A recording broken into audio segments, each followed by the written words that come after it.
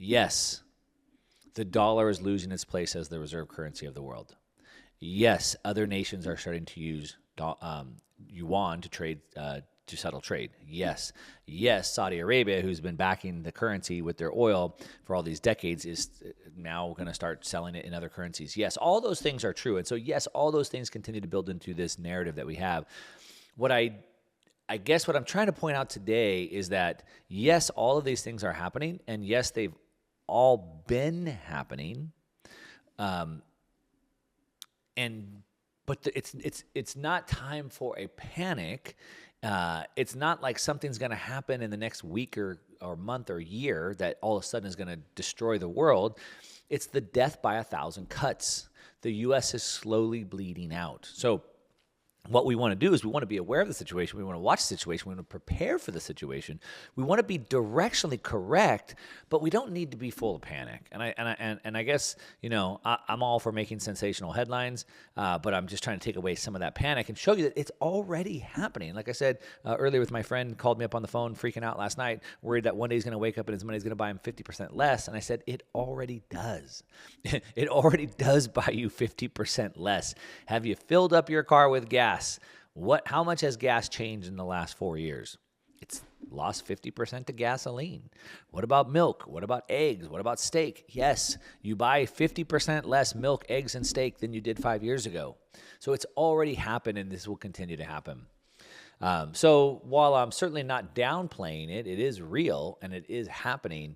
And it is, yes, you do need to do something to protect yourself.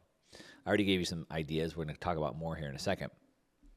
But at the same time, I think we don't need to be, I don't know. Like I said, I suppose I can be sensational too, so I'll take it somewhat easy on it. But this is continuing to happen. Now, in this CNN video that I was referencing, where they said it was death by 1,000 cuts, they said, we searched the world over looking for the next reserve currency, but there is none.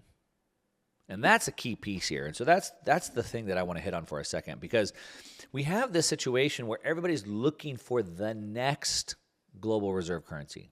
Okay, the dollars, so as we go through history, we can see lots of currencies have been that. Like I said, the dollar took over the pound sterling. So everyone's looking for the next. What is the next? And as the CNN host said, we scan the world for the next reserve currency, but there is none. Now, why is there none? Well, there's two reasons, I would say. The first reason is because of the big global trend that's happening, which is the decentralization, the deglobalization trend. That's happening. It's my thesis that I talk about each and every week here on the show, and there's no stopping that. We see it everywhere we go, and this is what we're talking about right now. The dollar's homogeny is being challenged and being broken, and now we're starting to use other currencies around the world. And as the world continues to shift back from a globalized, centralized world to a deglobalized, decentralized world, no one's going to agree on one currency. There's no global unipolar party to decree from on high, this is the new one, this is it. Like there's nobody there. The voice, the globalized, unified voice is gone. It's all broken apart. And everybody's going to use whatever they're going to use. And this is also a big part of just where we are as a society, as a world, where we are at this point in time in history. I did a interview recently with the author of a book. I don't know if the interview is published yet, but with the author of the book called The Revolt of the Public, and basically it talks about how things change, technology changes, which of course is what I talk about all the time. How the printing press changed things because it allowed us to think and act on our own. But the internet has also done the same thing. And as I was talking to him, I was thinking, and we were talking about how, like, when I was a kid, we all listened to the same music. We all watched the same TV shows. We all read the same things. There was when I was a kid, there was 3 channels on TV. That was it. Before cable, there was 3 channels. Right? And so we all listened and watched the same things. And so it was very easy to get everybody on the same page when everybody only had a couple of choices. Today we have millions of choices. We'll never get back on the same page ever again. The internet has allowed each of us to find our own tastes, our own interests, pursue our own passions, and allows us to all find this corner of the internet that serves our own very specific use case and niche. And so that's part of why it's technology that changes things. It changes the way that we organize, communicate, and so forth. And so as this world continues to break apart, he states in the book that our system of governance today is not compatible with the technology that we have. So as we went into the industrial age, we started working in factories, and they figured out how to get all of these people, these masses, into a factory and basically get them to all do the same amount of work, managing the masses by above central planning. And then our current form of government was designed off of that to manage the economy from above, a central form of governance. But now we don't have large-scale manufacturing like that anymore. Now manufacturing is done all over the world in little bits and pieces, and then it comes together for final assembly. We don't have that anymore, and neither does the very centralized global governance system work on top of that anymore. That's done. It's over. It's never coming back. Well, I don't want to say never. Never is a long time. But it's not coming back anytime soon. Not in our lifetimes, for sure. And so as the world continues to break apart, they're going to continue to use different currencies. Someone's going to go back to using gold, and someone's going to go to using nickel, and someone's going to use oil to trade, and then there's going to be different currencies. For me, I'm using Bitcoin. Bitcoin is my reserve asset. Bitcoin is lots of people's reserve assets. It's now Fortune 500 companies like MicroStrategy's reserve asset. It's even nations like El Salvador's reserve asset. Now, you may think that Bitcoin is stupid. Great. So use gold. Gold can be your reserve asset.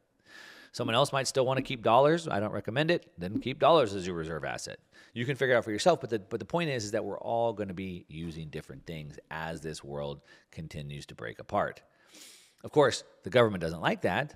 I should say specifically the U.S. government doesn't like that. And even bigger specifically, the Western governments that can control the money don't like that. They want to keep you locked in.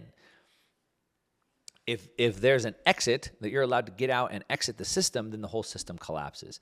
Back to that kind of tweet that I talked about in the beginning, where if I'm having a party and I start kicking everybody out of the party, then all of a sudden you have your own party. I have no control over you.